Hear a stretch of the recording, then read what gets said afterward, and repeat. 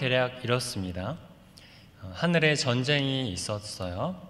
여기서 등장하는 이제 미가엘이라는 천사는 다니엘서나 또 유다서에서도 언급되는데 쉽게 생각해서 하나님의 사자들 중에 대장의 역할을 하고 있는 천사로 생각하면 좋습니다. 그 미가엘과 그의 사자들이 이제 용과 싸우죠. 용은 우리도 알다시피 옛뱀, 마귀, 사탄을 의미합니다. 그 용이 싸움에서 이제 져서 땅으로 내쫓기게 되는데요. 그리고 이제 그 승리의 기쁨이 하늘에서 울려 퍼집니다. 이제 땅으로 쫓겨난 용은 여자를 박해하기 시작합니다. 그러나 여자는 하나님의 양육을 받는 이제 광야로 피하여서 하나님의 도우심과 보호하심으로 그 박해에서 늘 건짐을 받게 됩니다. 그랬더니 이제 용은 여자의 남은 자손들에게 가서 또다시 싸우려 한다는 것이 이제 오늘 본문의 줄거리입니다. 우리는 지난 시간을 통하여서 여자라는 이 말이 교회 공동체를 나타내는 것이며 또 그 여자가 낳은 아이는 우리를 구원하시려 이 땅에 오신 예수 그리스도임을 우리가 확인하였습니다. 그리고 그 교회와 그리스도를 대적하는 사탄이 이제 여전히 우리를 괴롭히고 있다는 것을 살펴보았는데요. 그러나 그러한 사탄의 대적과 박해에도 오늘 말씀이 알려주는 것은 무엇입니까? 예수 그리스도께서 그 사탄을 이기셨다는 사실이죠. 본문 10절을 한번 보겠습니다. 내가 또 들으니 하늘에 큰 음성이 있어 이르되 이제 우리 하나님의 구원과 능력과 나라와 또 그의 그리스도의 권세가 나타났으니 우리 형제들을 참수하던 자 곧 우리 하나님 앞에서 밤낮 참수하던 자가 쫓겨났고 7절에서 9절까지는 하늘의 전쟁을 통해 사탄이 이제 땅으로 내쫓겨갔다는 내용을 담고 있고 그 내쫓겨간 이유를 이제 10절에서 말씀하고 있는 겁니다. 사탄이 쫓겨난 이유가 무엇이라 말씀하죠? 하나님의 구원과 능력과 나라와 또 그의 그리스도의 권세가 나타나서 쫓겨났다고 말씀하죠. 뭔가 미가엘이 힘이 세서 용을 물리쳤다 이런 얘기가 아니라는 거예요. 여기서 한 가지 흥미로운 것은 사탄을 표현하는 부분입니다. 그냥 사탄이 쫓겨났다 이렇게 말하지 않고 우리 형제들을 참수하던 자, 곧 우리 하나님 앞에서 밤낮 참수하던 자가 쫓겨났고 이렇게 표현합니다. 사탄을 표현할 때 하나님 앞에서 밤낮 참수하던 자 이렇게 표현한다는 거죠. 사탄이 우리의 무엇을 참수했을까요? 우리의 죄악을 참수했겠죠. 사탄은 끊임없이 우리의 죄를 고발하고 우리를 죄인으로 머무르게 하고 우리를 죄에서 벗어나지 못하게 하는 겁니다. 죄 때문에 도무지 하나님 앞에 나아갈 수 없다는 것을 계속 참수하는 거예요. 너 죄 덩어리잖아. 어딜 하나님 앞에 가려고 그래. 하나님, 얘 아시잖아요. 이 사람 아시잖아요. 맨날 죄 짓는 거 아시잖아요. 사탄의 역할이 이거라는 거예요. 욥기에서도 나오잖아요. 욥을 사탄이 계속 참수하죠. 하나님, 욥이 까닭없이 하나님 경외하겠습니까? 하나님이 주신 재산, 건강 다 이거 사라지면 분명 하나님 배신할 사람이 욥입니다. 이렇게 사탄이 계속 참수하는 자로 등장하지 않습니까?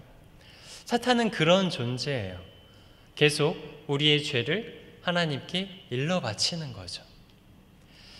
아담의 범죄 이후로 사탄은 신이 나서 지금까지 이 역할을 하고 있습니다. 그런데 하나님께서 아담이 범죄한 후에 무엇을 약속하셨죠? 창세기 3장 15절의 말씀에 이렇게 말씀합니다. 창세기 3장 15절 말씀 볼까요? 내가 너로 여자와 원수가 되게 하고 내 후손도 여자의 후손과 원수가 되게 하리니 여자의 후손은 내 머리를 상하게 할 것이요 너는 그의 발꿈치를 상하게 할 것이니라 하시고 하나님은 여자의 후손을 통한 구원을 약속하십니다.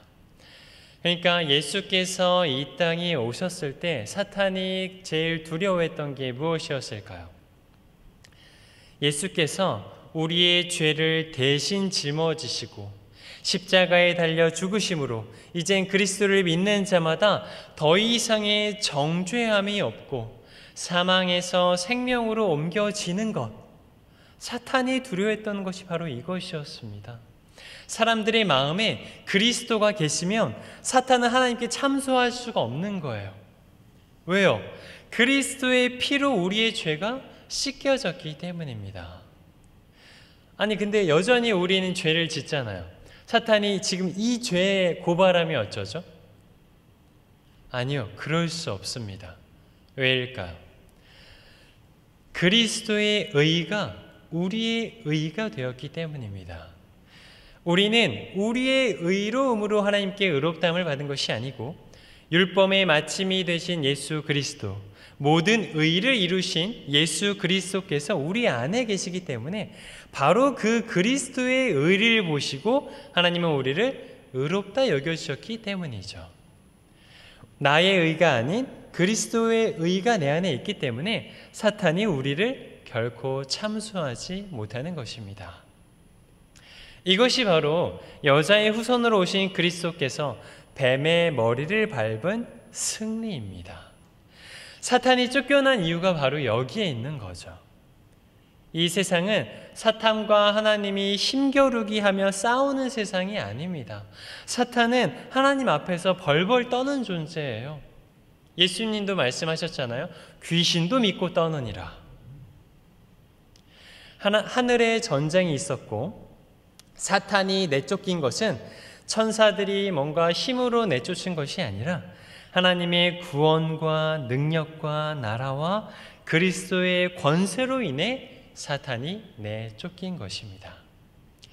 여기서 하나님의 구원과 능력이 나타났다는 것은 그럼 무엇일까요? 우리가 고린도전서 1장 18절의 말씀을 한번 보도록 하겠습니다. 고린도전서 1장 18절의 말씀을 먼저 보면 좋을 것 같아요. 네, 고린도전서 1장 18절에 없으면 제가 한번 찾아서 읽어드리겠습니다. 고린도전서 1장 18절의 말씀. 십자가의 도가 멸망하는 자들에게는 미련한 것이요 구원을 받는 우리에게는 하나님의 능력이라. 그러니까 그리스도의 십자가는 하나님의 구원이며 능력입니다. 십자가의 능력으로 우리의 구원을 이루신 것이죠. 또 하나님의 나라가 나타난다는 것은 무엇일까요? 이번엔 누가복음 17장 20절에서 21절의 말씀 한번 보도록 하겠습니다. 바리새인들이 하나님의 나라가 어느 때에 임하니까 묻거늘 예수께서 대답하여 이르시되 하나님의 나라는 볼 수 있게 임하는 것이 아니요 또 여기 있다 저기 있다고도 못하리니 하나님의 나라는 너희 안에 있느니라. 아멘. 하나님의 나라는 단순히 물리적인 공간이 아니라는 것이죠. 우리 안에 그리스도가 계실 때에 우리는 이미 하나님 나라를 경험하고 있는 것입니다. 주님이 계신 곳이 곧 하나님의 나라인 것이죠. 하나님 나라가 나타났다는 것은 그리스도께서 십자가로 승리하셔서 이제 우리와 함께 하신다는 것을 의미합니다. 찬송에도 나와 있잖아요.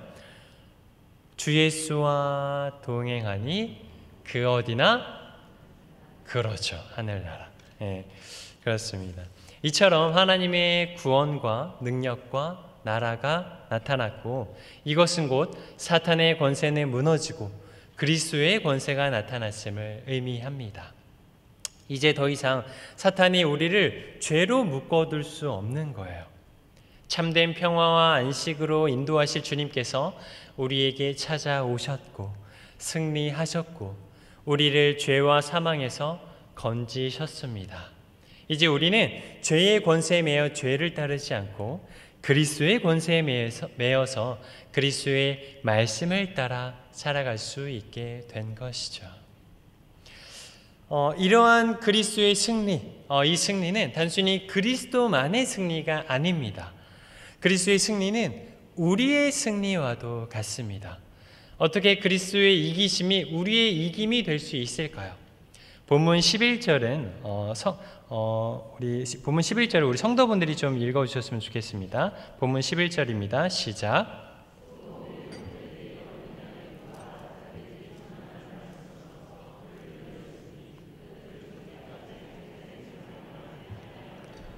아멘. 우리가 그리스도의 승리에 참여할 수 있는 것은 어린 양의 피와 증언하는 말씀 때문이라고 합니다. 어린 양의 피는 우리를 죄에서 벗어나게 하는 직접적인 원인이죠.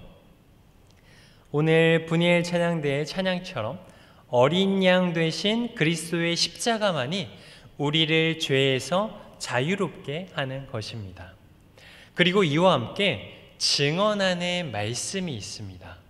어린 양의 피로 말미암는 승리는 말씀을 선포하고 증거할 때 더 확증되는 것입니다. 그리스도의 십자가 복음이 이 땅에 끊임없이 선포될 때에 그리스도의 승리는 계속해서 확증되고 지속된다는 것입니다. 이 십자가의 복음이 멈추거나 주춤하면 그리스도의 십자가 승리를 우리는 들을 수 없고 누릴 수 없게 됩니다. 우리가 예배 시간에 설교를 들을 때 왜 이렇게 목사님들은 똑같은 얘기만 하나 이렇게 식상해하고 또 지루해하시면 안 됩니다. 이 복음이 중단되면 교회가 바로 설 수 없습니다. 교회에 서고 넘어짐은 이 복음이 선포되느냐 아니냐에 따라 달려 있습니다. 이것이 얼마나 중요했는지 사도 바울이 그랬잖아요. 예수 그리스도와 그가 십자가에 못 박히신 것 외에는 아무것도 알지 아니하기로 작정했다. 그리스도 때문에 내가 죽는 것도 유익하다. 아니, 성경에는 정말 무수한 말씀들이 있는데 이것만 알기로 하다니요. 이것 때문에 목숨까지 걸다니요. 바울이 좀 지나친 것 아닐까 생각할 수도 있겠지만은 사실 성경의 모든 진리는 예수 그리스도의 십자가와 연결되어 있습니다. 십자가의 복음 없이는 우리의 생명도 없고 우리의 호흡도 무의미한 것이죠. 우리의 삶의 방향과 목적과 여정이 바로 예수 그리스도의 십자가와 맞닿아 있는 겁니다. 그런 의미에서 바울의 고백은 지나친 것이 아니라 어쩌면 당연한 것이겠죠. 그래서 본문 11절에서도 성도들이 이 복음을 증언하는 데 있어서 자신의 생명을 아끼지 않았다고 말씀합니다. 그리스도의 십자가가 바로 그런 것이죠. 우리의 생명보다 귀한 겁니다. 썩어 없어질 육신보다 우리를 다시 살리시며 부활의 영광을 주실 그리스도의 십자가 복음이 더욱 중요한 것입니다. 그래서 믿음의 선진들은 순교의 자리를 결코 두렵게 여기지 않고 이 믿음을 끝까지 지켜간 것입니다. 사도 요한이 계시록을 써내려간 시대는 교회를 향한 무수한 박해가 있었던 시대였습니다. 그때 순교하는 사람들을 보면서 두려워 떠는 교회의 공동체를 향해 오늘 이 말씀은 용기와 소망과 위로를 주는 말씀이었을 것입니다. 우리의 고난과 죽음은 결코 실패가 아니다. 예수께서 십자가에 죽으신 것이 실패가 아닌 승리였듯이 우리의 고난과 죽음은 오히려 영광이요 승리다. 이처럼 하나님께서는 이 땅의 교회를 향해 끊임없이 위로와 소망을 주고 계시는 것입니다. 그래서 12절 앞부분을 보면 또 이렇게 말씀하는 거죠. 그러므로 하늘과 그 가운데 거하는 자들은 즐거워하라. 사실 죽음과 즐거움은 어울리지 않는 말입니다. 죽음은 슬픔이며 죽음은 절망이죠. 그런데 예수 그리스도를 믿는 성도들에게 죽음이 결코 슬픔과 절망이 아니라는 것입니다. 죽음은 새로운 시작이며 찾아올 영광이며 주님의 승리에 참여하는 기쁨인 것입니다. 7절에서 12절까지의 내용은 이처럼 하늘에서 이루어진 그리스도를 통한 승리의 기쁨을 나타내고 있습니다.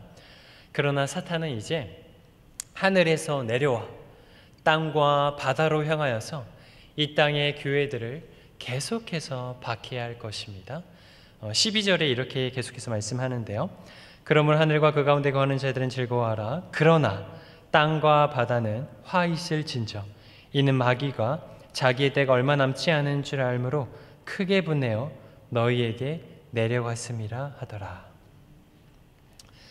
요한은 이제 우리의 시선을 하늘에서 땅으로 옮기고 있습니다.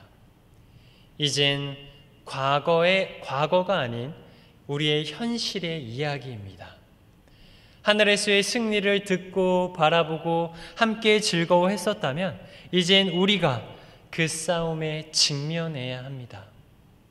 믿음의 선진들이 말씀으로 증언하고 삶으로 살아냈던 그 고난과 죽음의 현실을 이젠 우리 시대의 교회들이 마주해야 하는 것이죠. 13절부터 17절까지의 내용을 우리가 한 절씩 나누어 읽으면 좋겠습니다. 13절부터 17절까지 말씀 제가 먼저 읽습니다. 용이 자기가 땅으로 내쫓긴 것을 보고 남자를 낳은 여자를 박해하는지라.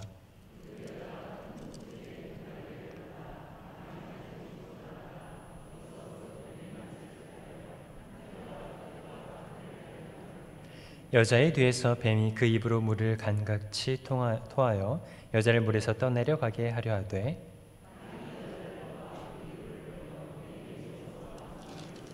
같이 읽습니다. 용이 여자에게 분노하여 돌아가서 그 여자의 남은 자손 곧 하나님의 계명을 지키며 예수의 증거를 가진 자들과 더불어 싸우려고 바다 모래 위에 서 있더라. 아멘. 우리는 지난 시간에 이제 6절의 말씀을 통해서 광야는 하나님이 교회를 도우시고 보호하시며 양육하시는 곳임을 우리가 확인했었는데요.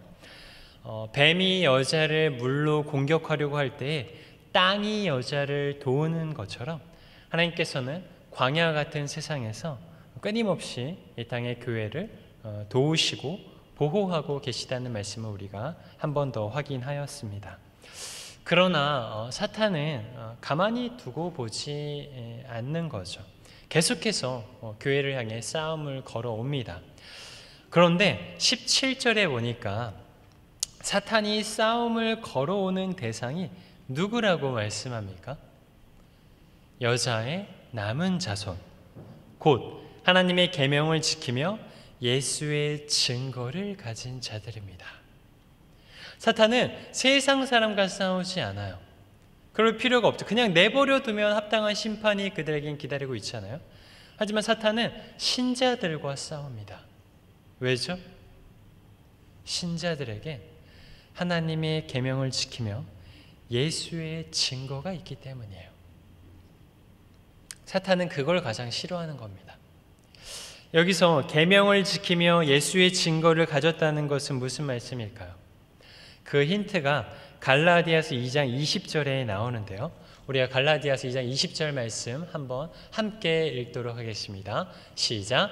내가 그리스도와 함께 십자가에 못 박혀나니 그런즉 이제는 내가 사는 것이 아니요 오직 내 안에 그리스도께서 사시는 것이라.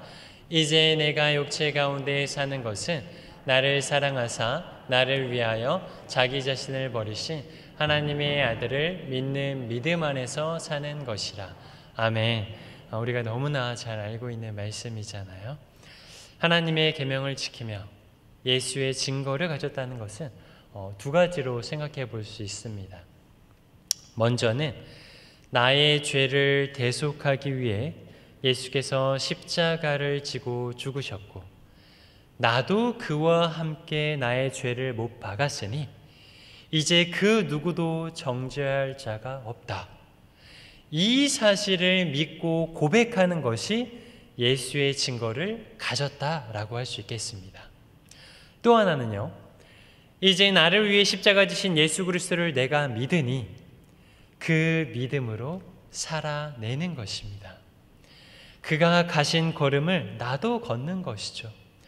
그분의 말씀과 그분의 성품과 그분의 행실과 그분의 사랑과 그분의 삶의 방향과 목적을 내 것으로 삼아서 나는 도무지 그런 삶을 살 수 없는데 내 삶 속에서 그러한 삶이 나타날 때마다 내 안에 그리스도께서 사시는구나.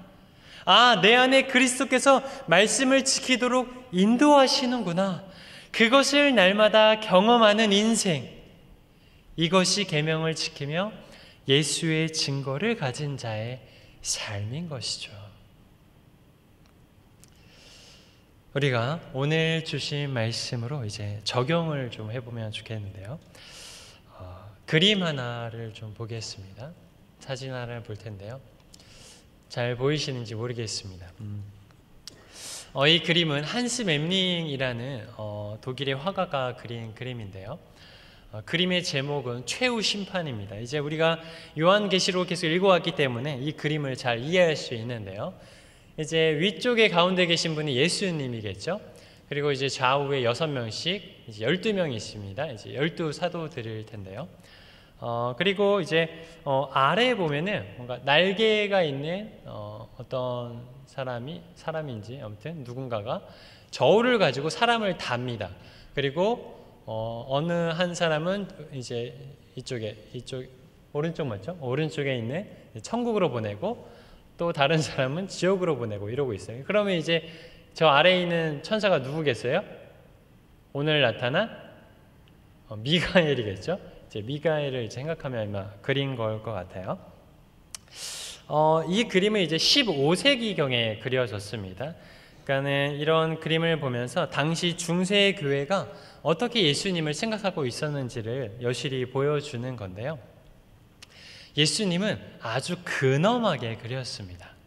왜냐하면 심판주로 오시기 때문이에요. 뭔가 엄중하고 엄격한 분으로 묘사한 거죠.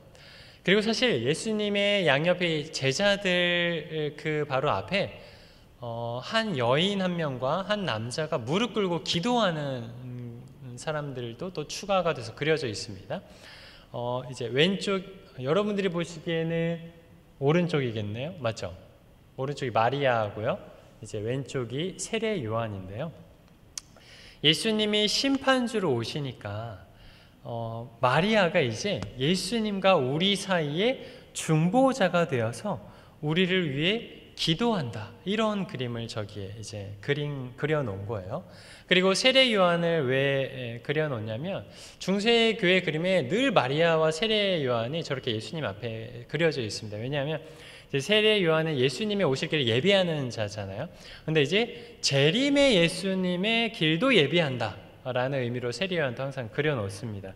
그리고 어떤 그림에는 세례 요한이 도끼도 들고 있어요. 마태복음에서 뭐 세례 요한이 회개 열매가 없는 나무는 도끼로 찍어서 불에 던져지리라 이런 말씀도 했잖아요. 그런 역할을 이제 세례 요한이 심판회 때 한다는 거예요. 이 그림만 보아도 중세 시대의 로마 가톨릭이 얼마나 예수님을 무서운 분, 두려운 분으로 생각했는지를 알 수 있습니다. 그리고 우리의 시선을 어디로 옮기냐면 마리아로 옮기려 합니다. 왜냐하면 예수님은 무서운 심판자니까 우리를 변호해주고 중보해줄 분이 이제 마리아가 되는 거죠. 그래서 그 당시의 성도들이 예수님보다 마리아를 더 사랑해 온 것입니다. 중세의 역사가 1000년이 넘습니다. 사탄은 긴 교회의 역사 속에서 끊임없이 우리의 시선을 예수 그리스도가 아닌 다른 곳으로 향하도록 유혹했다는 것을 우리가 확인할 수 있습니다. 우리의 죄를 사하여주신 예수 그리스도의 십자가로 우리의 마음이 향하지 않도록 그 자리를 마리아나 혹은 또 다른 어떤 성상이나 어떤 성인이나 또 어떤 재림주나 이런 것으로 대처하는 시도가 어쩌면 중세를 지나 지금까지도 이어져 오고 있다고 생각합니다. 우리가 굉장히 경계해야 되는 부분이겠죠. 우리가 다음 그림을 좀 보겠습니다. 네, 다음 그림으로 이러한 중세의 정황 속에서 이제 종교개혁자 마틴 루터가 이제 등장합니다. 마틴 루터도 하나님께서 예수 그리스도를 무서운 심판자로 보내셨다고 여기고 늘 두려워했습니다. 하나님의 거룩하심과 공의로우심을 너무나 잘 알고 있었던 루터는 자신의 죄 때문에 심판받을까봐 늘 이제 괴로워했었던 거죠. 도대체 하나님의 은혜는 어디 있는 걸까? 늘 고심했습니다. 루터의 숙제였죠. 그러다가 루터가 말씀을 통해 깨달은 것이 있었습니다. 우리는 죄 가운데 죽어있는 존재잖아요. 그래서 우리는 이 죽음 가운데서 다시 살려져야 하는 사람들인 거죠. 루터는 이 죽음과 다시 살아남을 경험한 분이 바로 예수 그리스도임을 성경을 통해 확인한 것입니다. 그림 계속 띄워줘도 좋을 것 같아요. 따라서 죽음을 뚫고 들어간 예수 그리스도의 십자가야말로 우리가 붙잡아야 할 복음이라는 것을 깨달은 거죠. 더 이상 십자가는 실패와 죽음과 좌절을 의미하는 것이 아니라 우리가 새 생명을 얻는 길이며 하나님의 구원과 은혜와 사랑이 더욱 선명하게 드러나는 곳이구나. 더 이상 예수님은 심판자가 아니라 우리의 위로자요 구원자이심을 십자가에서 나타내셨구나. 이것을 확신하게 됩니다. 저기에 있는 그림은 루터가 얼마나 그리스도의 십자가를 중요하게 여겼는지를 상징적으로 보여주는 그림인데요. 루터가 설교할 때마다 그리스도의 십자가를 설교했어요. 그래서 이제 그림에 항상 루터 그림에는 늘 루터 저기 서 있는 게 루터인데 십자가를 손가락으로 가리키고 있거든요. 그러니까는 우리가 바라보아야 할 곳은 예수 그리스도의 십자가뿐이라는 것이죠. 다음 그림을 보도록 하겠습니다. 이러한 십자가 신학을 강조했던 루터가 이제 병이 들어 몸이 편찮은 이제 어머니를 향해 편지를 쓰게 됩니다. 루터의 어머니 마가렛이 이제 1531년 6월 30일에 돌아가셨는데요. 지금 이 편지는 1531년 5월 20일에 루터가 이제 병상에 있는 어머니께 쓴 편지입니다. 한 달 전쯤에 이제 편지를 써서 보냈으니까 또 한참 뒤에야 이제 편지가 갔겠죠. 이 편지의 일부분인데요. 이 내용을 잘 안 보이실 것 같아요. 제가 한번 읽어드리겠습니다. 사랑하는 어머님, 그리스도께서 말씀하십니다. 담대하라, 내가 세상을 이기었노라. 그분이 세상을 이기셨다면 분명히 그분의 모든 능력으로 세상의 지배자를 이기신 것입니다. 지금 죽음과 죄는 정복되었습니다. 그래서 우리는 즐겁고 기쁜 마음으로 이 말씀을 듣게 됩니다. 그러므로 이제 더할 나위 없는 확신과 기쁨 가운데서 기뻐하십시다. 죽음이나 죄에 대한 생각이 우리를 두렵게 만든다면 이것이 우리의 마음속에서 고개를 들지 못하도록 해야 할 것입니다. 교황주의자들은 우리의 구세주는 위로자가 아니라 무서운 심판자와 폭군으로 이해하도록 했습니다. 그래서 우리는 그분에게 도망쳐 마리아와 성자들에게 달려가야 했습니다. 그러나 예수 그리스도는 우리의 중보자이시며 우리의 은혜의 보좌이십니다. 우리는 그분을 두려워하지 않고 오히려 확신을 가지고 그분께 가까이 나아가야 합니다. 그러니 오직 마음을 담대하게 하고 이 진리 안에서 위로를 받으시고 어머니께 베푸신 그분의 놀라운 은혜에 대해 기뻐하며 감사를 드리시기 바랍니다. 루터는 결코 예수님이 무서운 심판자로 우리에게 오신 분이 아니라 십자가로 죽음을 이기시고 우리를 죄악에서 구원하신 은혜로우시고 자비로우신 분이심을 재차 강조하였습니다. 이 편지는 루터의 어머니가 주님의 나라에 가실 때에 큰 위로가 되었을 것입니다. 혹여 성도들 중에 질병 중에 있거나 고통과 슬픔 중에 있거나 죄악 속에서 좌절하거나 죽음의 문턱을 넘고 있는 분들이 계십니까? 그렇다면 그리스도의 십자가를 붙드시기 바랍니다. 예수의 증거를 가진 자로 살아가시기 바랍니다. 죄와 죽음을 이기신 예수님께서 우리의 두려움을 기쁨으로 바꾸고 절망을 소망으로 변화시켜 주실 것입니다. 장담하건대 지금 여기에 있는 모든 성도분들이 바로 예수의 증거를 가진 자들이라 확신합니다. 교회는 예수의 증거를 가진 자들의 공동체입니다. 우리는 이미 하늘에 속한 자들인 거죠. 그래서 우리는 살아낼 수 있습니다. 예수의 증거를 가진 자답게 우리의 죄악 때문에 사탄에게 참소당하며 절망하는 것이 아니라 이렇게 비참하고 소망 없는 죄인인 나를 위해 예수께서 십자가 지셨지. 나의 죄를 대속하셨지. 예수께서 승리하셨지. 그래, 맞지. 더 이상 내게는 정죄함이 없구나. 저는 다만 예수님만 바라봅니다. 예수님만 붙잡을 뿐입니다. 예수님만이 나의 소망입니다. 우리의 소망입니다. 다시 내가 주의 말씀에 의지하여 살아내려 합니다. 힘을 주십시오. 지혜를 주십시오. 이렇게 기도하며 다시 일어서는 것입니다. 그렇게 날마다 우리는 승리를 경험할 수 있습니다. 날마다 즐거워하며 기뻐할 수 있습니다. 우리 안에 예수가 계시며 예수께서 우리와 동행하시면 우리는 언제나 기쁨과 승리를 누릴 수 있는 것입니다. 바라옵기는 예수의 증거를 가진 자답게 신자된 걸음을 기쁨으로 걸어가시는 저와 모든 성도분들 되시길 간절히 소망합니다. 기도하겠습니다. 하나님 아버지, 고맙습니다. 사탄은 아직도 우리를 참소하려 하며 우리가 죄인이라 말하려 하며 우리를 죄로 가두려 합니다. 죄 속에서 절망하게 합니다.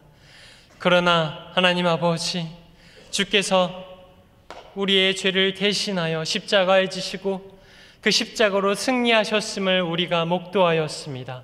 하나님, 우리가 그 주님을 붙잡습니다. 우리가 주 예수 그리스도의 십자가만이 우리의 소망임을 붙잡습니다. 그래서 우리는 날마다 승리할 수 있음을 믿습니다. 날마다 기쁨으로 나아갈 수 있음을 믿습니다.